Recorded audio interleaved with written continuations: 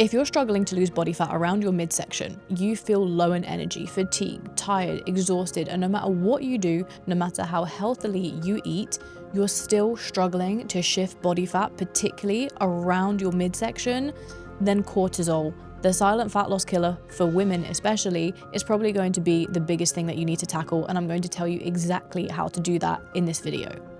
I'm Millie, I'm an ex-nuclear scientist that worked for the UK government, and at this point, I've lost 50 pounds of stubborn body fat for good, kept it off forever since for myself, but I've also transformed hundreds of busy, career-driven women and mothers to transform their lives to be physically healthy, confident in their bodies, and to shift that stubborn belly fat that doesn't seem to disappear no matter what you do. You've probably heard the word cortisol left, right, and center. It's being bounced around a lot now in the wellness and fitness space, and it's getting a bad rap. But I have got to be brutally honest with you that, like anything in life, you need a certain level of something, but not too much, not too little, but just in the middle is good. And it's the same thing with cortisol. Cortisol, if it's chronically high, is bad. Cortisol, if it's chronically low, is bad. But naturally, cortisol fluctuates throughout the day, and it should do for us to be our healthiest and happiest selves. What does cortisol actually control? Well, it controls our metabolism, our sleep and wake cycle, inflammation. It allows us to become more energized during times of stress. So we need cortisol. If cortisol didn't rise during very stressful times, then we wouldn't be able to perform and have the energy to do what we need to do to survive. So get it clear that cortisol is a necessary hormone that we need to look after and make sure is fluctuating appropriately. And I'm going to tell you exactly how to get your body to do that. If your cortisol levels are chronically elevated, so your cortisol is high, this is bad because it causes fat gain and muscle loss. And the way that this happens is really important to understand. Cortisol, if high, is going to cause more glucose, more sugar to be released into the bloodstream. But if it is unused, then insulin will cause that to be stored as body fat, particularly around the organs around the midsection. And this is the body preparing for a period of prolonged starvation. So it's a protection mechanism. If we're to use an analogy, you might want to consider if a city is preparing for a power outage, it might store fuel, fat, around vital locations, maybe around their electricity generators, so that they know that they're going to survive during times of hardship. Muscle, on the other hand, is broken down when cortisol is high. And the reason for this is because muscle is expensive for the body to maintain. It requires a lot of calories, a lot of energy to maintain. So you might want to think of muscle as a luxury car. If you were struggling financially, perhaps you'd sell off the luxury car and trade it in for a relatively okay car to get by. And this is what the body does. It will begin to break down muscle when cortisol is high to generate extra energy from the amino acids that muscle is broken down into. But what does this mean for you if you've constantly got that stress hormone high? It means that you're storing body fat, you're losing muscle, and not only does that affect how you look, but it is making you incredibly unhealthy and putting your health risks to be very, very high.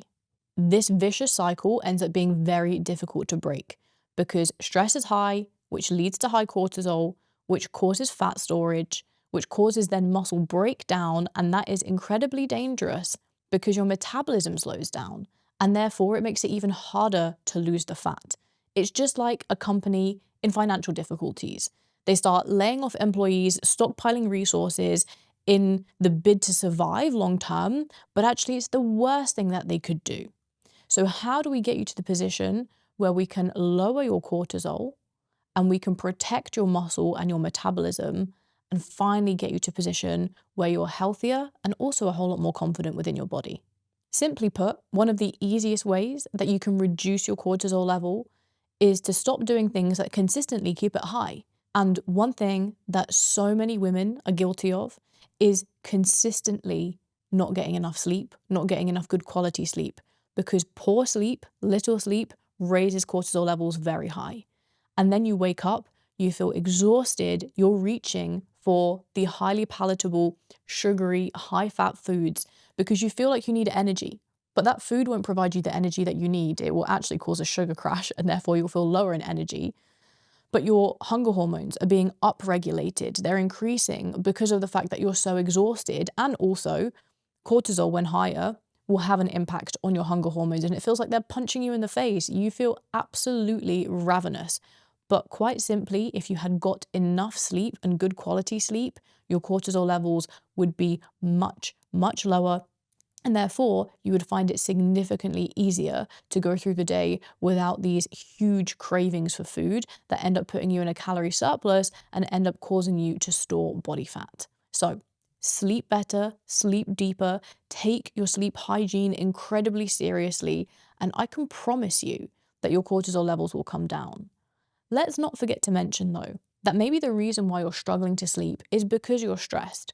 Work, family, other responsibilities. Perhaps you're naturally just anxious and you're a worrier.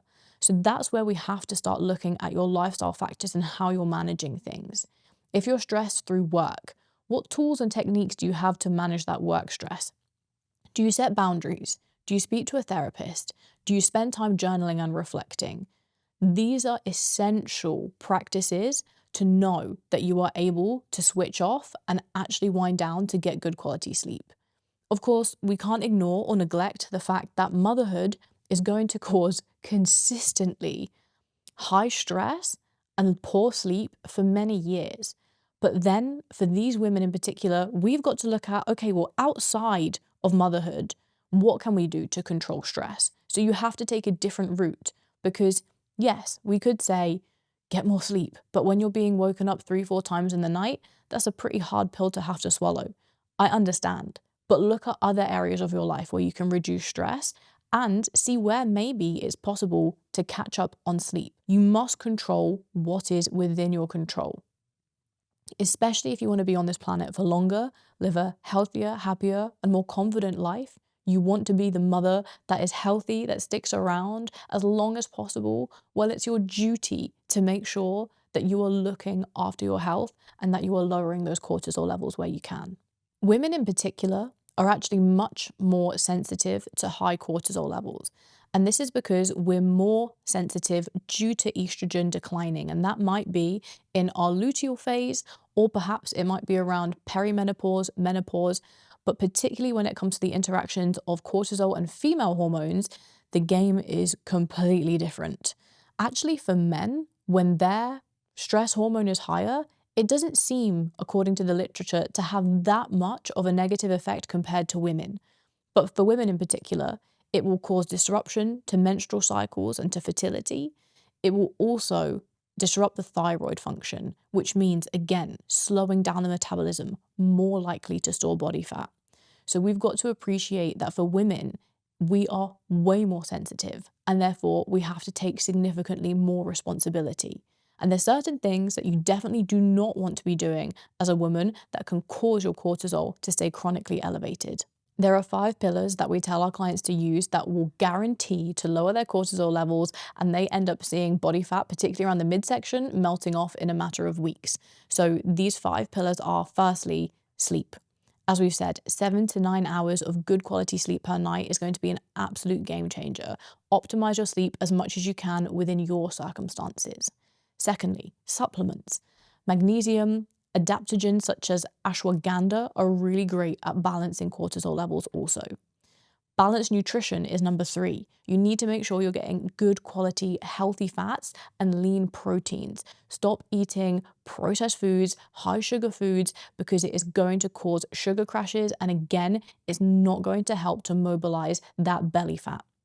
On top of this, you need to stop doing high intensity exercise, HIIT training, anything that causes your body to really have an elevated heart rate. It's going to feel like your body's in that stress mode. It doesn't know whether it's just doing a spin class or being chased by a bear. So start doing low impact resistance training that builds your muscle. That is your body's engine.